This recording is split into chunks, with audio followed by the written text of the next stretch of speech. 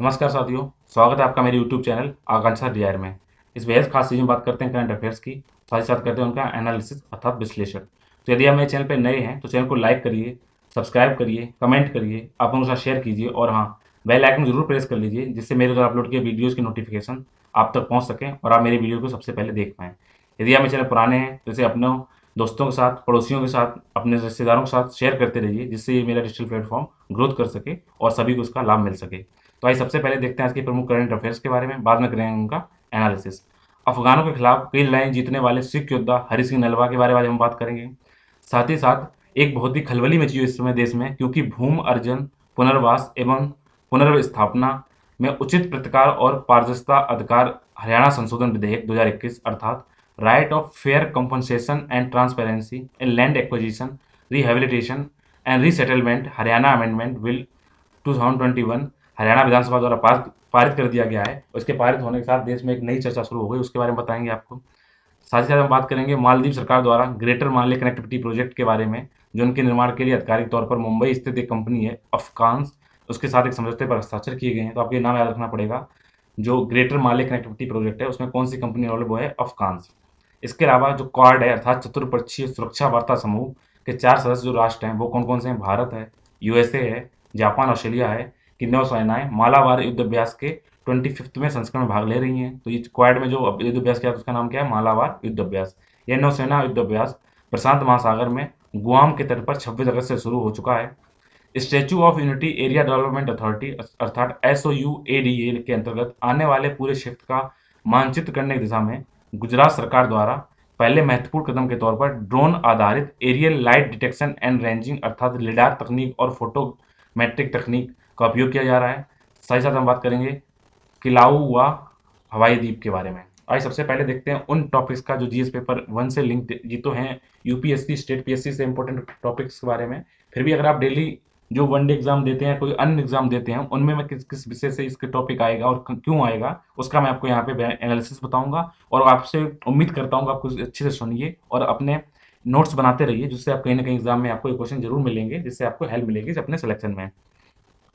क्योंकि आपको पता है इस टाइम अफगानिस्तान में तालिबान की और अफगानिस्तान की लड़ाइयाँ जो चल रही है, वहाँ पर जो कब्जे की बात चल रही है, तो इसलिए अफगानिस्तान के एक एक टॉपिक लिंक हो जाते हैं और साथ ही साथ इंपॉर्टेंट हो जाते हैं आपके एग्जाम पॉइंट ऑफ व्यू से, इसीलिए हिस्ट्री से रिलेटेड है। अफगानिस्तान के एक सिख योद्धा जो वहाँ पर रहे हैं वो हैं हरि सिंह नलवा। तो इतिहास में अगर बात की जाए तो साम्राज्य, अगर साम्राज्यों के कब्रिस्तान की बात की जाएगी उसको अफगानिस्तान की बात होगी, क्योंकि यहाँ पे अच्छे अच्छे वीर यहाँ पे आकर धराशायी हुए हैं। तो यहाँ पे क्या बोला गया है इतिहास में, साम्राज्यों के कब्रिस्तान के रूप में इसको बोला गया है। यहाँ पर क्यों, क्योंकि यहाँ पे आज तक किसी का वहाँ पर नहीं पूरी तरह नियंत्रण हो सका, किंतु एक महान सिख सेनापति जिनका नाम था हरि सिंह नलवा, उन्होंने क्या किया था, अफगानिस्तान की जितनी उपद्रवी ताकतें थी उन पर वहाँ पर उन्होंने काबू पाया, साथ ही साथ वहाँ के सबसे खूंखार सिख योद्धा की प्रतिष्ठा भी अर्जित की है। तो अगर टॉपिक के लिंक जो आपका मिडेवल जो है इतिहास, उसके 18वीं शताब्दी से लेकर वर्तमान समय में जो घटनाएं घटी हैं उससे लिंक अगर कोई भी क्वेश्चन आएगा तो उसमें ये इंपॉर्टेंट हो जाता है। तो ये हरि सिंह नलवा जी, और देखते हैं ये कौन थे। हरि सिंह नलवा महाराजा रणजीत सिंह जो वहाँ के हुए हैं, उनकी एक सेना के सेनापति थे। साथ ही साथ वे कश्मीर, हजारा और पेशावर के सूबेदार भी थे। उन्होंने अपनी कई अफगान लड़ाकों को पराजित भी किया है लड़ाइयों में। साथ ही साथ उन्होंने अफगानिस्तान की सीमा सटे जो विभिन्न क्षेत्र थे उन पर अपना नियंत्रण भी स्थापित किया है। इस प्रकार उन्होंने अफगानों को जो खैबर दर्रा रास्ता होता है अफगान से भारत आने के लिए, उनको रास्ते को उन्होंने पंजाब प्रवेश करने से रोका था। इससे क्या हुआ, खैबर दर्रा जो 1000 ईस्वी से लेकर 19वीं शताब्दी के आरंभ तक विदेशी आक्रमणकारियों द्वारा भारत में प्रवेश का एक मुख्य मार्ग था। अगर आप मैप में देखेंगे तो जैसे ये हमारा देश है इंडिया, उससे सटा हुआ है यहाँ पाकिस्तान। पाकिस्तान और अफगानिस्तान की सीमा पर ये उत्तर, अभी देखिए पश्चिम में जाके ये है खैबर पास। यहाँ से अफगान टर्की में यहाँ से होते तो यहाँ से आते, तो यहाँ से इंडिया प्रवेश करते थे। और इसका अगर व्यू देखें तो खैबर दर्रा का रास्ता कुछ इस तरीके से है। अगर इनकी नलवा जी की विरासत की बात की जाए तो इन्होंने न केवल अफगानिस्तान के अविजित क्षेत्र के रूप में इनको जाना जाता है, इन्होंने उसको जीता, बल्कि ये पहले अफगानिस्तान जो थे सेनापति जिन्होंने क्या किया, पहली बार अफगानिस्तान सीमा और खैबर दर्रे से सटे हुए विभिन्न क्षेत्रों पर नियंत्रण स्थापित करके अफगानों को उत्तर पश्चिमी सीमांत जो नॉर्थ वेस्ट फ्रंटियर है वहाँ तक रोक दिया था कि यहाँ पे यहाँ तक इन्होंने कब्जा कर रखा था, इनको आने नहीं दिया कभी इस साइड में, क्योंकि उस टाइम हम इंडिया पाकिस्तान एक ही थे। उन्होंने अफगानिस्तान की लड़ाकू जनजाति जिसे जो हजारा नाम से जानी जाती है उनके लड़ाकों को पराजित किया, जबकि हरि सिंह नलवा की ताकत उस समय हजारा लड़ाकों की तुलना में मात्र 1/3 थी, फिर भी उन्होंने उसको हराया था। तो इनकी बहादुरी के चर्चे आम रहते हैं, ये इसलिए जाने जाते हैं। और क्योंकि इस टाइम ये तालिबान और अफगानिस्तान चर्चा का विषय बने हुए हैं, तो ये इंपॉर्टेंट हो जाते हैं। इन्हीं की बहादुरी और पराक्रम को देखते हुए भारत सरकार ने 2013 में क्या किया था, नलवा के नाम पर एक डाक टिकट भी जारी की थी।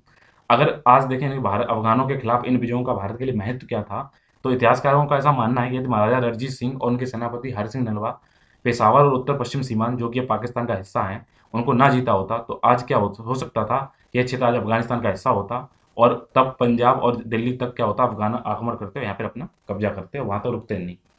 आइए बात करते हैं जीएस पेपर 2 से लिंक और आज का सबसे हीट एंड टॉपिक चल रहा है। हरियाणा सरकार ने एक नया भूमि कानून संबंधी कानून लाए हैं। उसमें कुछ ऐसी बातें डाली गई हैं जो लोगों को थोड़ा डरा रहा है। उनमें एक नई खुशबुसाहट पैदा कर रहा है। अगर टॉपिक का लिंक देखें तो ये सरकारी नीतियों और विभिन्न क्षेत्रों में विकास के लिए हस्तक्षेप और उनके अवकल्पन तथा कार्यान्वयन के कारण उत्पन्न विषय।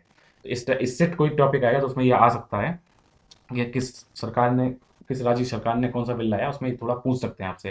तो ये वहाँ की जो असेंबली थी, वहाँ पे मनोहर खट्टर जी ये दे बोल रहे हैं। तो यहाँ पे क्या हुआ है, तो इस विधेयक में बात क्या की है, इनका उद्देश्य क्या है, जो भूमि अधिग्रहण करते हैं, लैंड एक्विजिशन करते हैं, उनकी जो प्रोसेस होता है उसको सरल बनाने की कोशिश की जा रही है, जिससे कि जो भी डेवलपमेंट प्रोजेक्ट लाए जाएँ, तो वो जल्दी से काम करें।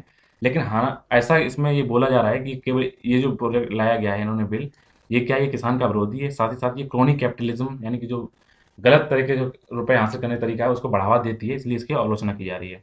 इसमें विवाद के प्रावधान क्या हैं? इसमें क्या किया गया है, इस विधेयक के माध्यम से क्या है, जो पब्लिक प्राइवेट और पार्टनरशिप जो जितनी परियोजनाएँ हैं, उनको इसकी छूट की इसमें श्रेणी में डाल दिया गया है कि उनको छूट मिलेगी इसमें। साथ ही साथ जो सोशल इम्पैक्ट असेसमेंट किया जाता है, जब भी आप कोई भी प्रोजेक्ट चालू करते हैं, तो देखते हैं समाज उसका क्या प्रभाव पड़ेगा, क्या होगा उससे, क्या कितने लोग विस्थापित होंगे, किसको कितनी हानियाँ होंगी। तो अब क्या होगा, जो सोशल इम्पैक्ट असेसमेंट और या जो भूस्वामियों के लिए जो परमिशन लेते थे कि आप एक्विजिशन से पहले, अब उसकी आवश्यकता के ना होने की इसमें बात कही गई, आप डायरेक्ट कर सकते हैं। इस विधेयक में ये प्रावधान किया गया है, जो सेंट्रल लैंड एक्विजिशन एक्ट 2013 है, वो पहले जो बनाया गया था उसको पलट दिया उन्होंने। उसमें क्योंकि उसमें सोशल इम्पैक्ट असेसमेंट की बात की गई थी कि उसका भी आप गणना करिए, अब इसमें गणना शामिल नहीं किया जाएगा। इसमें क्या किया जाएगा, जैसे कोई लैंड है उसको आपको एक्वायर करना है, आपको उसको कब्जा करना है, तो गवर्नमेंट क्या करेगी, पहले 48 घंटे पूर्व सूचना देने की आवश्यकता को खत्म अब कर दिया है। पहले 48 घंटे पहले, आप 2 दिन पहले आपको सूचना दी जाती थी, आपकी कम से कम आप इस पे कब्जा करेंगे। अब होगा तो आप इस पे लैंड को खाली करिए या इमारत को खाली करिए। अब क्या है, अगर वहाँ के कलेक्टर ने अगर निर्णय ले लिया है कि इस पे एक्वाजिशन कब्जा करना है, तो आप तुरंत के तुरंत उसको खाली करा सकते हैं। ये इसमें बहुत एक नया मोड़ आ गया है। साथ ही साथ में क्या गया है, इस प्रावधान में अत्यंत क्रूर और मनमाना माना जा रहा है, क्योंकि इसमें क्या होता है, अगर राज्य प्रशासन चाहे तो आधी रात को बगैर किसी सूचना के, बगैर किसी उपाय क्या करेगा, जो प्रभावित व्यक्ति है, जिसकी ज़मीन जाएगी या लैंड जाएगी, उसकी इमारत क्या करेगा, बाहर फेंक सकता है, वो उसको शक्तियाँ दे देगा, तो आप चाहें तो रात में खाली करा सकते हैं। साथ ही साथ इसमें इस एक संशोधन में क्या बात की गई है कि जो बेदखल व्यक्त किया जाएगा, उसमें क्या होगा, जो पहले मुआवजे की बात की जाती थी, साथ साथ कोई अगर भूखंड दिया जाता था, उसके प्रावधान को हटा दिया कि ना तो मुआवजा की आप उसमें गारंटी देता है, साथ साथ क्या जोर जबरदस्ती करके उसमें बाहर निकाल सकता है। तो अगर उसमें कलेक्टर चाहे और उसकी अगर उसे मन करता है, जो व्यक्ति है उसकी स्वतंत्र इच्छा से नियमों उसने इच्छा से उसके नियम शर्त उसने मान लिए हैं, तब तो मुआवजे निर्धारण होगा और आगे नहीं तो बिना जांच के जो भी निर्णय देगा उसको आपको मानना होगा। अब क्या होगा, इससे डर क्या हुआ लग रहा है कि जितने भी काश्तकार हैं यानी किसान हैं, निर्धन व्यक्ति हैं, तो अगर उनके ऊपर भूमि स्वामित्व का अधिकार नहीं हो सकता है, अगर उनके थोड़े बहुत हैं भी तो उनको सब कुछ खो जाने की संभावना है कि आप हो सकता है उनको मुआवजा भी ना दें और ज़बरदस्ती कब्जा भी कर लें। इसके अलावा क्या बात की जा रही है कि महिलाओं जो भूमि पर जो महिला उत्तराधिकारी का हिस्सा होता है, अक्सर ग्रामीण क्षेत्रों में दर्ज नहीं किया जाता है, तो वो भी इससे अब हटेंगी। साथ ही साथ क्या होगा, तो जो भूमि उपयोग करने का अधिकार रखने वाले व्यक्ति होते हैं, खासकर जैसे सह-साझेदार होते हैं, तो कई बार क्या होता है वो अपनी भूमि को बंधक रख देते हैं, दूसरी जगह रख देते हैं। अब उनके अधिकारों की अधिकारी रिकॉर्ड तो होता नहीं किसके पास क्या है, उनकी भी कोई कोई कानून रूप से है नहीं, तो वो भी कब्जा होने का खतरा रहेगा। तो लेकिन इसमें कुछ परियोजना में कुछ को छूटों में दिया गया है, किसको, जो राष्ट्रीय सुरक्षा या भारत सुरक्षा के लिए जो परियोजनाएँ चल रही हैं, उसको एक्वायर नहीं किया जाएगा। ग्रामीण क्षेत्रों में विद्युतीकरण के लिए जो आधारभूत संरचना बनाई जाएगी, उसको एक्वायर नहीं किया जाएगा। जो सस्ते आवास बने हैं, गरीबों के आवास बने हैं, साथ ही साथ जो प्राकृतिक आपदा के कारण जो विस्थापित लोगों को पुनर्वास किया जा रहा है, उनकी भी लैंड उनको एक्वायर ना करने की बात कही गई है। इसके अलावा राज्य सरकार उनके जो भी उनके पब्लिक सेक्टर यूनिट्स हैं, उनको क्या है, उनके द्वारा स्थापित जितने भी औद्योगिक गलियारे हैं, रेलवे लाइन है, सड़क हैं, उनके दोनों तरफ 2 किलोमीटर तक की भूमि का अधिग्रहण किया जा सकता है, ये इसमें बात कही गई है। तो ऐसा नहीं आप कहीं भी कर लेंगे, इसके आस-पास क्षेत्रों में करेंगे। साथ ही साथ स्वास्थ्य और शिक्षा के संबंधित बुनियादी ढांचा परियोजनाएँ, पब्लिक प्राइवेट पार्टनरशिप परियोजनाओं, जिसमें भूमि का स्वामित्व राज्य सरकार के पास होता है, और शहरी मेट्रो रैपिड रेल योजनाएँ उसको इसके योजनाओं के अंतर्गत शामिल किया गया है। आइए बात करते हैं ग्रेटर मोहाली कनेक्टिविटी प्रोजेक्ट के बारे में, क्योंकि इस मुंबई स्थित एक कंपनी है अफ़गान, उसका ही सहयोग लिया है, तो हो सकता है क्वेश्चन आ जाए कि ग्रेटर मोहाली कनेक्टिविटी प्रोजेक्ट में कौन सी कंपनी शामिल है, उसका नाम आएगा अफ़गान। अगर इसका बैकग्राउंड देखें तो सितंबर 2019 में भारत के विदेश मंत्री की माले यात्रा के दौरान इस परियोजना की विचार शुरू किया गया था। तो सबसे पहले अगर मैप में देखें तो आपके साउथ इन है मालदीव है, तो वहाँ पे क्या है, उस माले में मैन ये है, इसके आसपास जो जो आप देखिए जो द्वीप हैं ये हैं हुलई, हलमले, बिलिंगली, गल्फालू, ये तोलुफुसी, ये इन पे रोड कनेक्टिविटी बनाने की बात कही गई है। जो यहाँ पे देखिए जो ऊपर से कुछ इस तरह दिखता है। अगर इस परियोजना के बारे में देखें, जो ग्रेटर माले कनेक्टिविटी प्रोजेक्ट अर्थात GMCP है, उसने क्या किया है, मालदीव में क्या हो रहा है, भारत के द्वारा शुरू की गई अब तक की सबसे बड़ी ये इंफ्रास्ट्रक्चर प्रोजेक्ट है। इसके तहत मालदीव की राजधानी जो माले है, तो क्वेश्चन आपसे कभी आता है मालदीव की राजधानी बताओ, ऐसे क्वेश्चन होते हैं, क्योंकि एक चर्चा में तो सीधा नहीं क्वेश्चन पूछेगा, आपसे भी पूछ देगा तो उसकी राजधानी बताओ। तो मालदीव की राजधानी माले। तो उसके जो 3 पड़ोसी द्वीप हैं जो मैंने आपको ऊपर दिखाए हैं, इसमें आप एक बार देख लीजिए, उसके नाम मैं आपको बता दूंगा नीचे। 1 2 3 4 5 है, ऊपर से माले है। इसमें जो 3 मालदीव हैं कौन से हैं, बिलिंगली, गुलीफाऊ, थिलाफुसी। तो इसको जोड़ने के लिए क्या किया जाएगा, 74 किलोमीटर लंबा पुल और कॉन्जवे लिंक परियोजना का निर्माण किया जाएगा। ग्रेटर माले कनेक्टिविटी प्रोजेक्ट के तहत जितने भी भारत सरकार द्वारा जो कार्यान्वयन किया जाएगा, उसके अंदर क्या होगा, वो भारत जो उसमें रुपए दे रहा है, वो करीब दे रहा है $100 मिलियन ग्रांट कर रहा है। साथ ही साथ क्या करेगा, $400 मिलियन का लाइन ऑफ क्रेडिट के वित्तीय पैकेज की सहायता घोषणा करेगा। तो अभी मैं थोड़ी देर में बताऊंगा लाइन ऑफ क्रेडिट आखिर होता क्या है। तो आप ऐसा मानिए लगभग भारत $500 मिलियन की सहायता मालदीव को देने की बात कहा जा रहा है। अगर इस परियोजना के जो द्वीप जो चुने गए हैं, उनका क्यों चुना गया उसका कारण देखें, तो हो सकता है आपको ये आ जाए कि ये आइलैंड कहाँ कहाँ है, मान लीजिए जैसे गुलीफाऊ द्वीप है या थिलाफुसी द्वीप है। तो गुलीफाऊ क्यों है, वर्तमान ये भारत के क्रेडिट लाइन के अंतर्गत एक बंदरगाह का यहाँ निर्माण किया जाएगा। वर्ष 2016 में माले के लगभग 6 किलोमीटर दूरी पर स्थित इस द्वीप की राजधानी शहर के निकटतम के कारण, क्योंकि यहाँ की जो मालदीव यहाँ की राजधानी है वो इसके मालदीव माले यहाँ से निकट है, उससे क्या होगा, मालदीव सरकार द्वारा यहाँ पे जो भी विनिर्माण किया जाएगा, वहाँ पे स्टोरेज किया जाएगा और या डिस्ट्रीब्यूशन किया जाएगा, उसको क्या करेगा, यहाँ पे आप स्टोर करके आसानी से कर सकते हैं। तो गुलफियाऊ द्वीप की बात की जा रही है, तो आप देख लीजिए यहाँ पे, ये रहा गुलफियाऊ द्वीप। तो इसलिए यहाँ पे स्टोरेज करने के लिए, डिस्ट्रीब्यूशन करने के लिए इंपॉर्टेंट है, इसलिए यहाँ पे किया जाएगा। अगर थिलाफुसी आइलैंड की बात करें तो पहले आप देखिए, ये रहा थिलाफुसी आइलैंड इस साइड में। इसका इंपॉर्टेंस क्या है कि ये राजधानी 7 किलोमीटर दूरी पर स्थित है और थिलाफुसू के जो कृत्रिम द्वीप को क्या करता है, 1990 के दशक की शुरुआत में निर्मित किया गया था इसको। इस द्वीप की राजधानी जो माले शहर है, वहाँ से उत्पन्न कचरे को ठिकाने लगाने हो तो लैंड फिल्म के रूप में भी यहाँ पे एक्वायर कर सकते हैं। तो यानी यहाँ पे आप डिस्ट्रीब्यूशन काम करेंगे इस जगह पे, और जो भी आपको जो कचरा वगैरह होगा वो यहाँ पे क्या करें, यहाँ पे आप डंप कर सकते हैं। अगर इसके इम्पोर्टेंस देखी जाए इस परियोजना प्रोजेक्ट के बारे में, तो ग्रेटर माले कनेक्टिविटी प्रोजेक्ट न केवल मालदीव में भारत की सबसे बड़ी परियोजना है, बल्कि ये समग्र रूप से टोटल अगर मालदीव की बात की जाए तो वहाँ अभी तक की सबसे बड़ी बुनियादी ढांचा परियोजना है। इसके अलावा ये इंपॉर्टेंट क्यों है, इसमें क्या होगा, जितने भी द्वीप हैं उनको कनेक्ट करने की सुविधा मिल जाएगी। साथ ही साथ क्या होगा कि जो ग्रेटर माले कनेक्टिविटी प्रोजेक्ट है, इस बात का ठोस आपको प्रमाण देगा कि मालदीव में जब भी कोई आपात आएगी तो वहाँ सबसे पहले रिस्पॉन्ड अगर करेगा तो कौन करता है, भारत करता है। इसलिए वो मालदीव का सबसे भागीदारी देश है। और अगर आपको आज अपनी पावर पूरे वर्ल्ड में स्थापित करनी है तो आपको छोटे छोटे देशों के साथ ऐसे इन्वेस्ट करने की आवश्यकता पड़ती है। साथ ही साथ यहाँ पे क्या, इस परियोजना की आवश्यकता की बात की जाए तो क्या होगा, जो दूर दराज के द्वीप हैं उनके आवागमन हेतु यहाँ के स्थानीय निवासी हैं, उनके परिवहन की सुविधा सबसे बड़ी चुनौती है, वो यहाँ पे हेल्प हो जाएगी। शायद जैसे स्थानीय लोग यहाँ पे नाव समुद्री जहाज़ों का सहारा लेना पड़ता है, वो नहीं होना पड़ेगा। मानसून के यहाँ पे जो मौसम बहुत ही प्रचंड तरीके से प्रतिकूल हो जाता है, परिवहन बहुत सुविधाएं बहुत भी प्रतिकूल हो जाती हैं, उनमें हेल्प मिलेगी। इसके अलावा जो ग्रेटर माले कनेक्टिविटी प्रोजेक्ट के अंतर्गत जो बनाए जाने वाले पुल हैं, वो माले को 3 जो पड़ोसी द्वीप हैं उनको जोड़ेंगे और वहाँ के परिवहन को आसान बनाएंगे, इसकी कनेक्टिविटी अच्छी रहेगी। अभी मैंने बोला था भारत से $400 मिलियन का क्या करेगा, अमेरिकी डॉलर का लाइन ऑफ क्रेडिट देगा। तो लाइन ऑफ क्रेडिट आखिर होता क्या है, तो क्या होता है, जो विकासशील देश होते हैं, जो डेवलपिंग कंट्री हैं, उनको क्या होता है, जो ब्याज दर तो मतलब कि उनको लोन दिया जाता है लेकिन उनकी ब्याज दरें बहुत कम रहती हैं, जैसे हो सकता है 1% रहे, 0.5% हो। इसी जो कम ब्याज दर को बोलते हैं सॉफ्ट लोन। तो इसमें क्या होता है, जिससे ऋणकर्ता सरकार को चुकाना होता है, जो सरकार लेगी लोन, तो लोन तो लेगी, ऐसा नहीं होगा आप 10% 12% देना पड़ेगा, क्योंकि लाइन ऑफ क्रेडिट है। तो इसके क्या होगा, आपको बस लाइन ऑफ क्रेडिट मतलब क्या होता है, एकदम मार्जिनलाइज रेट पे आपको ब्याज देना पड़ेगा भाई, 1%, 1.5%, आधा परसेंट। तो ये इसलिए ग्रांट नहीं होता है, बल्कि आपको इसमें रुपया ब्याज तो देना पड़ेगा, लेकिन ये लॉन्ग टर्म में आपको देना पड़ेगा, ऐसा नहीं आज अगले साल दोगे।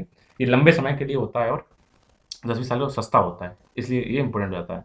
आइए बात करते हैं क्वाड राष्ट्रों का जो मालाबार युद्ध अभ्यास है, तो आपको याद रखना पड़ेगा इसमें इंपॉर्टेंट क्या है।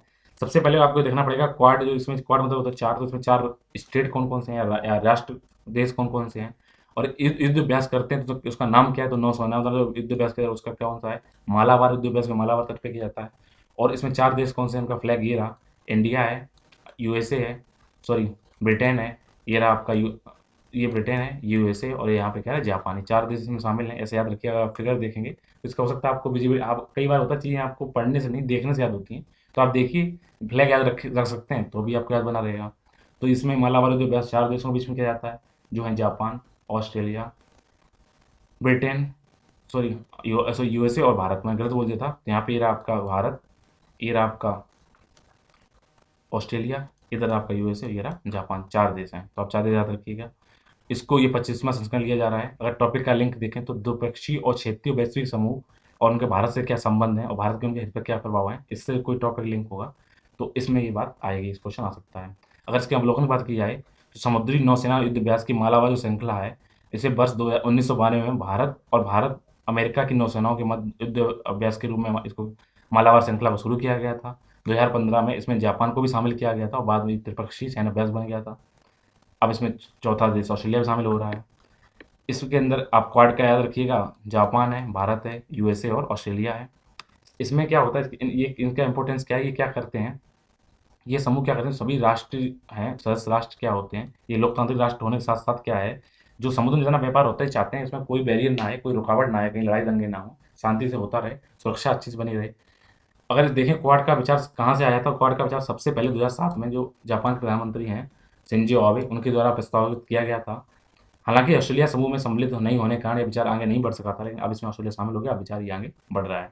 अगर क्वाड का इंपॉर्टेंस देखें तो क्या होता है, यहाँ पे ये लोग क्या करते हैं, आपस में अपनी सूचनाओं का आदान प्रदान करते हैं, पारस्परिक हितों के बारे में जो इतने हित होते हैं उनके अपने आपस में उनकी चर्चा करते हैं और एक सहयोग के रूप में उभर के सामने आते हैं। साथ ही साथ क्या करते हैं, ये मुक्त होता है, फ्री इंडो पैसिफिक दृष्टिकोण के साझा करते हैं। मतलब इंडो मतलब यहाँ पे हिंद महासागर, पैसिफिक मतलब प्रशांत महासागर में चाहते हैं मुक्त रहे चीज़ें, कोई यहाँ पे रुकावट ना आए, आराम से चलता रहे।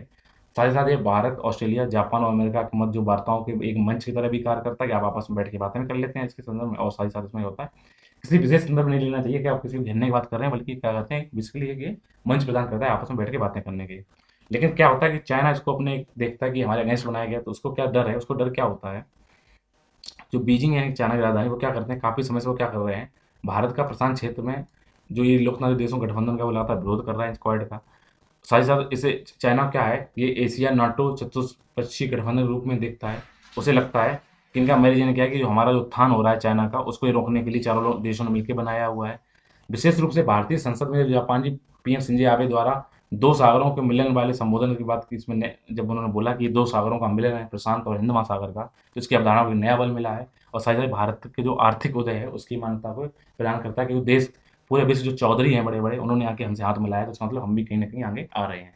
आइए देखते हैं उन टॉपिक्स के बारे में, जीएस पेपर 3 से हैं अथवा साइंस से है। लाइट डिटेक्शन और रेंजिंग सर्वे के बारे में बात करेंगे, जैसे लिडार टेक्नोलॉजी बोला जाता है, इसको भी गुजरात में सब इन्होंने यूज किया है। टॉपिक से लिंक देखें तो ये सूचना प्रौद्योगिकी के बारे में संबंधित है। सबसे पहले देखते हैं लाइट डिटेक्शन, इसका फुल फॉर्म जैसे लिडार होता है वैसे होता है लिडार। सबसे पहले इसकी फुल फॉर्म आ सकती है, तो इसका फुल फॉर्म है light detection and ranging survey. Ranging इसकी फुल फॉर्म होती है, उस सर्वे इसमें बाद में जोड़ा गया है। इस टेक्नोलॉजी के बारे में होता क्या है, एक light detection and ranging technology, इसमें क्या होता है, जैसे सुदूर संवेदन मतलब दूर से क्या किया जाता है, इस तकनीक के माध्यम से किसी भी चीज़ का आप उसमें लेजर से उसमें क्या डालते हैं, ऊपर से टॉर्च जैसे मारते हैं नीचे किसी चीज़ पे, और वहाँ पे जो टॉर्च अगर आपने किसी सतह पर टॉर्च मारी और उससे रिफ्लेक्शन होकर जो आपके पास गया, तो रिफ्लेक्शन जो रेज गई उनसे उनको आप एनालिसिस करते हैं और वहाँ के बारे में जानकारियाँ इकट्ठी करते हैं। ये लिडार का काम क्या है। इससे फ़ायदा क्या होती है, जो दुर्गम पहाड़ी इलाके हैं या सड़क निर्माण होता है उसका सर्वेक्षण किया जा सकता है।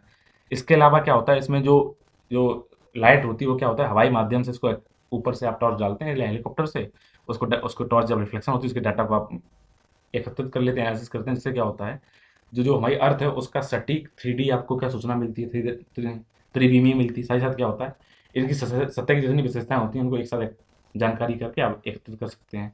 इससे फ़ायदा क्या होती है, जब आप सर्वे कर लेते हैं तो उससे जो डिजिटल आप मैपिंग कर लेते हैं उससे क्या होता है, दुर्गम इलाकों में जो सड़क संरचना है उसका एकदम सही अंदाजा मिल जाता है। इसके अलावा वहाँ ज़मीन की बनावट कैसी है, उनकी ऊंचाई कैसी ज़मीन की, पेड़ पौधे का फैलाव कैसा है और क्षेत्रफल कैसा है, उसके सही अनुमान पता चल जाता है। तो इसमें अगर देखें ये टेक्नोलॉजी काम कैसे करती है, इतना डिटेल में जाने की जरूरत नहीं है, बट कि बस आपको अगर हल्का देखेंगे तो जैसे आप देखिए जैसे कोई ड्रोन भेजा गया है या कोई सैटेलाइट डाली गई है, तो ऊपर से किसी इलाके में जैसे अपना डालता है लाइट, उसको डिटेक्ट कर लेता है। तो उसको देखें इसमें टेक्नोलॉजी कैसे काम करती है। तो इस एक सिंपल टेक्नोलॉजी क्या करती है, पृथ्वी की सतह पर क्या होता है, कोई लेजर आपने प्रकाश डाला, वो रिफ्लेक्ट करेगा, रिफ्लेक्ट करके जो लेडार जहाँ से डाला जा रहा है वहीं वापस आ रहा है, तो वापस आके वहाँ पे क्या रिसेप्टर लगे हैं, वो क्या करते हैं, इनकी गणना करते हैं समय की, तो हाइट वाइट पता चल जाता है। तो ये लगभग लाइट की गति जो लगभग है 3 लाख किलोमीटर पर सेकंड, उसकी तेज़ी से लिडार टेक्नोलॉजी के माध्यम से क्या होता है दूर रह के भी किसी सटीकता से वहाँ की इन चीज़ों के बारे में मैंने आपको बताया, पेड़ पौधे, सतह की ऊंचाई, गहराई, बनावट के बारे में पता चल सकता है।